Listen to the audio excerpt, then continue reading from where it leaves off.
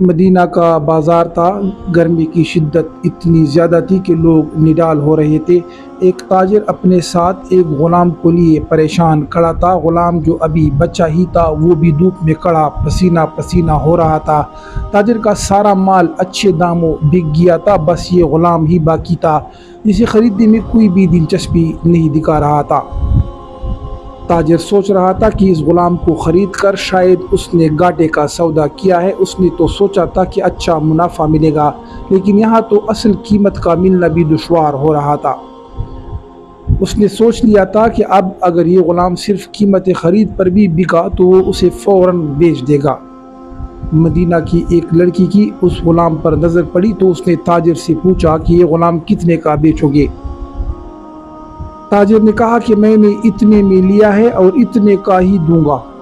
اس لڑکی نے غلام پر ترس کھاتی ہوئی اسے خرید لیا۔ تاجر نے بھی خدا کا شکر ادا کیا اور واپسی کی راہ لے لی۔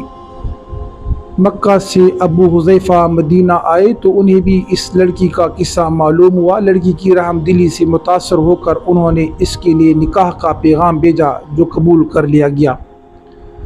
یوں واپسی پر وہ لڑکی جس کا نام ثبیتہ بنت یعار تھا ان کی بیوی بن کر ان کے ہمراہ تھی، اور وہ غلام بھی مالکن کے ساتھ مکہ پہنچ گیا۔ ابو حذیفہ مکہ آ کر اپنے پرانے دوست عثمان ابن عفان سے ملے تو انہیں کچھ بدلا ہوا پایا اور ان کے رویے میں سرد مہری محسوس کی۔ انہوں نے اپنے دوست سے استفسار کیا کہ عثمان، یہ سرد مہری کیوں؟ تو عثمان بن عفان نے جواب دیا کہ میں نے اسلام قبول کر لیا ہے اور تم ابھی تک مسلمان نہیں ہوئی ہو، تو اب ہماری تمہاری دوستی کیسے چل سکتی ہے؟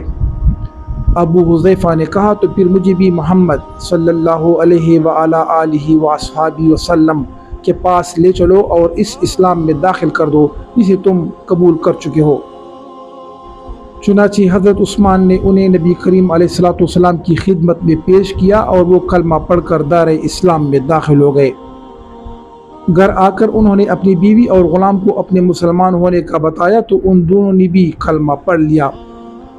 حضرت ابو حذیفہ نے اس غلام سے کہا کہ چونکہ تم بھی مسلمان ہو گئے ہو اس لیے میں اب تمہیں غلام نہیں رکھ سکتا، لہذا میری طرف سے اب تم آزاد ہو۔ غلام نے کہا آقا، میرا اب اس دنیا میں آپ دونوں کے سوا کوئی نہیں ہے، آپ نے مجھے آزاد کر دیا تو میں کہاں جاؤں گا؟ حضرت ابو حذیفہ نے اس غلام کو اپنا بیٹا بنا لیا اور اپنے پاس ہی رکھ لیا۔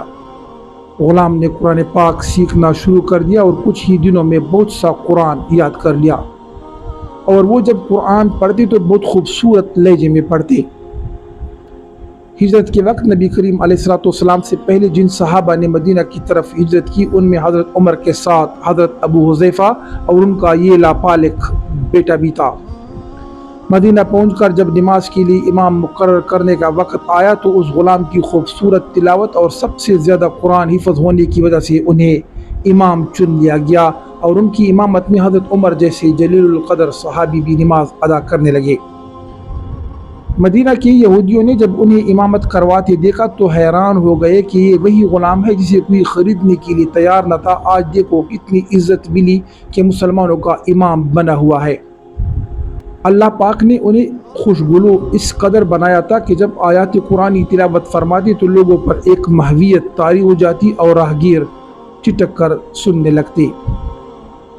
ایک دفعہ ام المومنین حضرت عائشہ صدیقہ رضی اللہ تعالی عنہا کو رسول پاک علیہ السلام کے پاس حاضر ہونے میں دیر ہوئی۔ آپ علیہ السلام نے توقف کی وجہ پوچھی تو بولی کہ ایک قاری تلاوت کر رہا تھا، اس کے سننے میں دیر ہو گئی، اور خوش الہانی کی اس قدر تعریف کی کہ حضور علیہ السلام خود چادر سنبھالے ہوئے باہر تشریف لے آئے، دیکھا تو وہ بیٹھے تلاوت کر رہے ہیں۔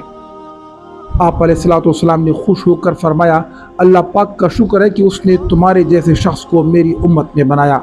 کیا آپ جانتی ہیں کہ یہ خوش قسمت صحابی کون تھے؟ ان کا نام حضرت سالم رضی اللہ تعالی عنہ تھا، جو سالم مولا ابو حذیفہ رضی اللہ تعالی عنہ کے نام سے مشہور ہے۔ آپ نے جنگ موتہ میں جام شہادت نوش کیا۔ اللہ تعالیٰ کی کروڑ رحمتیں ہو ان پر، آمین ثم آمین۔